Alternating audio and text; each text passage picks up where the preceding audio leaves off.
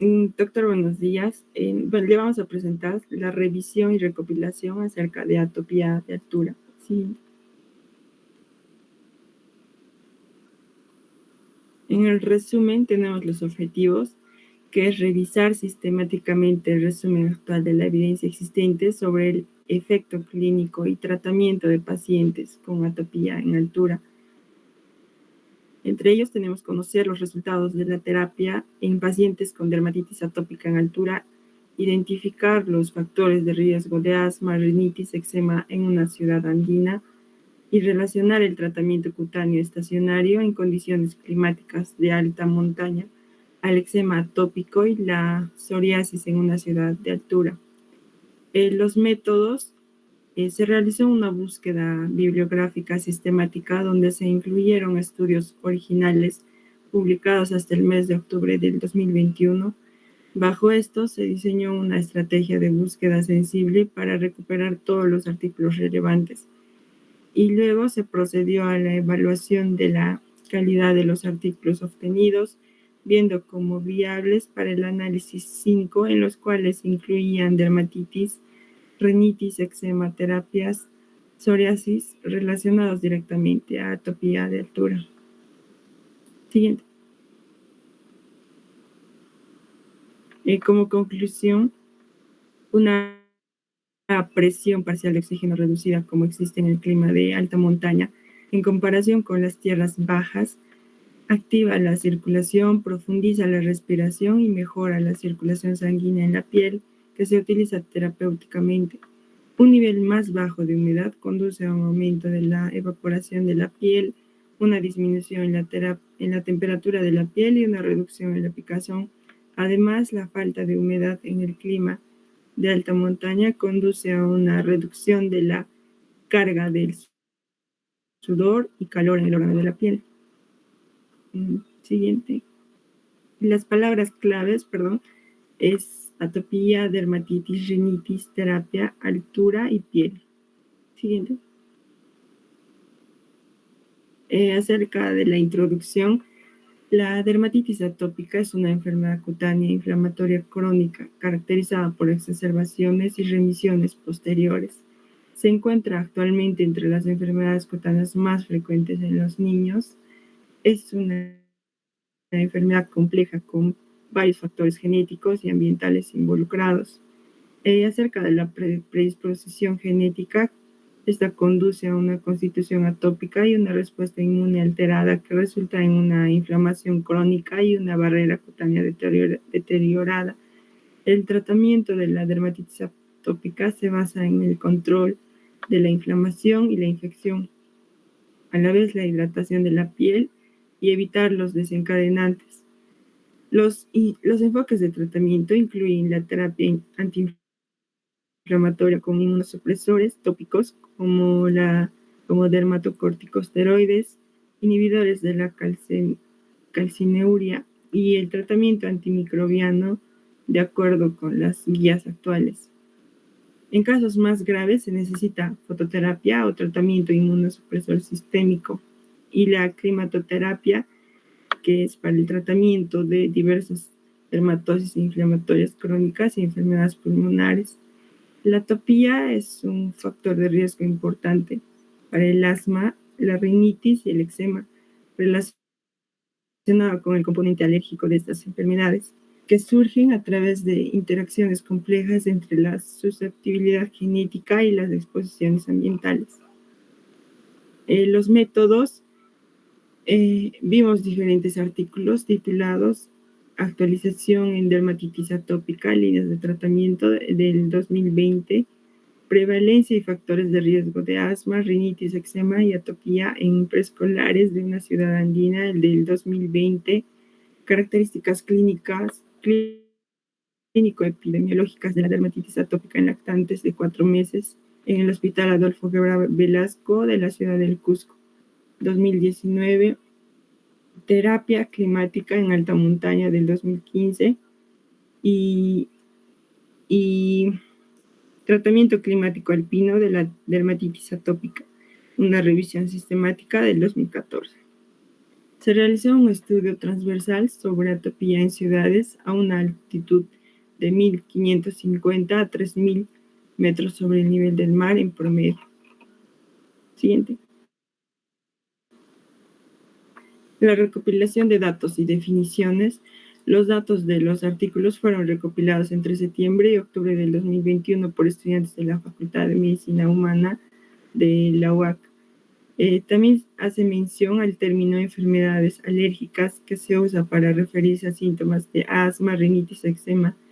Por ejemplo, el asma, que se definió como sibilancias informadas por los padres en los últimos 12 meses, más al menos uno de los siguientes. Por ejemplo, diagnóstico de asma alguna vez, sibilancias durante y después del ejercicio físico en los últimos 12 meses, interrupción del sueño debido a sibilancias en los últimos 12 meses, y los criterios de dermatitis atópica, por ejemplo, los criterios mayores como prurito, morfología y distribución típica, dermatitis crónica, historia familiar o personal de atopía, y los criterios menores como cataratas, quelitis, conjuntivitis recurrente, eczema, eritema o palidez facial y alergias alimentarias.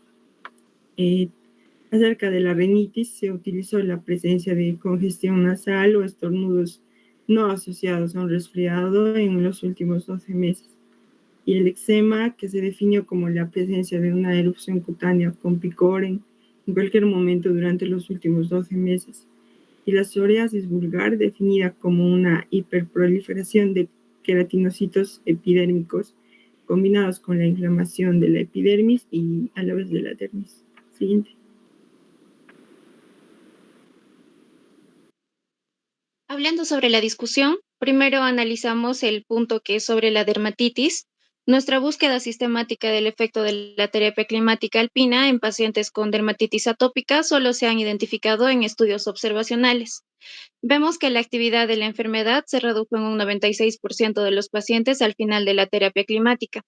Además, se ha planteado la hipótesis de que la falta o el bajo nivel de alergenos respiratorios puede contribuir al efecto clínico del tratamiento alpino. La evaluación y el tratamiento multidisciplinario en un entorno ambulatorio regular durante varios días también muestra una reducción de la actividad de la enfermedad.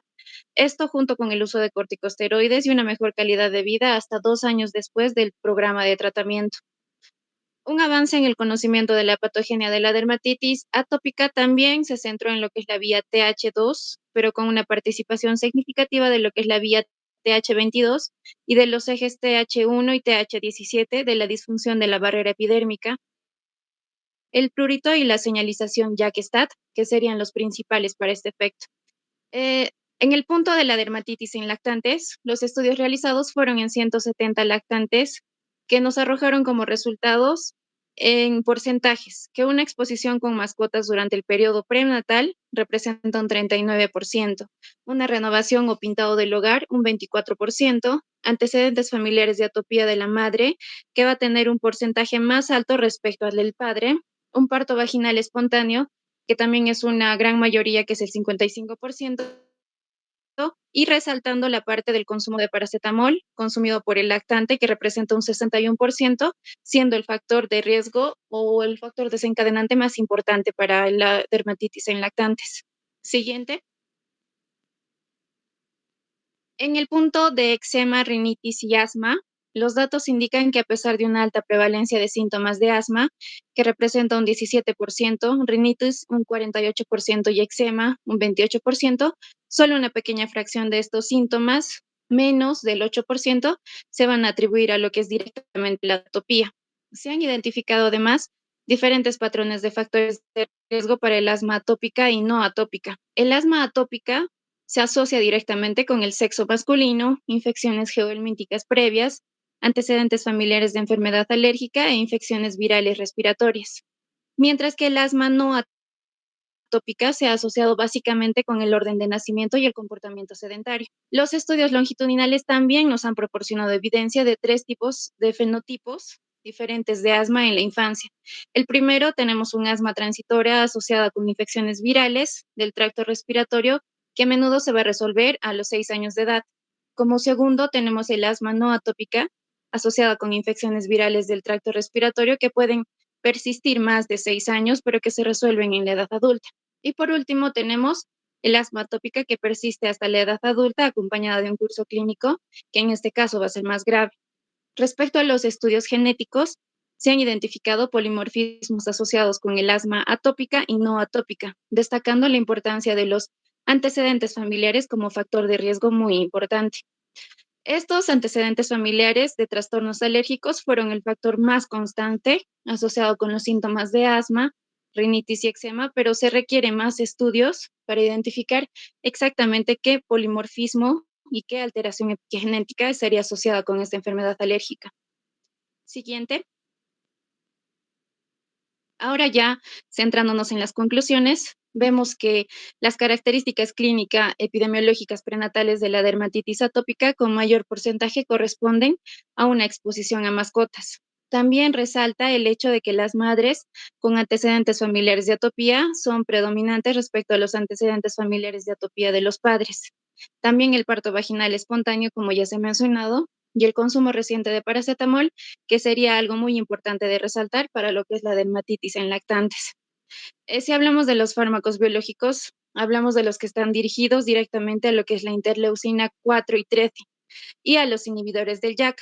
En estos distintos subtipos y subfenotipos es crucial para llegar a terapias efectivas que nosotros conozcamos estos dos para nosotros conseguir un perfil de seguridad aceptable respecto al tratamiento. Además que existe una alta prevalencia de síntomas de asma, rinitis y eczema en niños en edad preescolar que viven en una ciudad andina de altura. A pesar de esta alta prevalencia de atopía, predominantemente de ácaros domésticos, solo una pequeña proporción de los síntomas de la enfermedad alérgica, menos al 8%, sería atribuible directamente a lo que es atopía.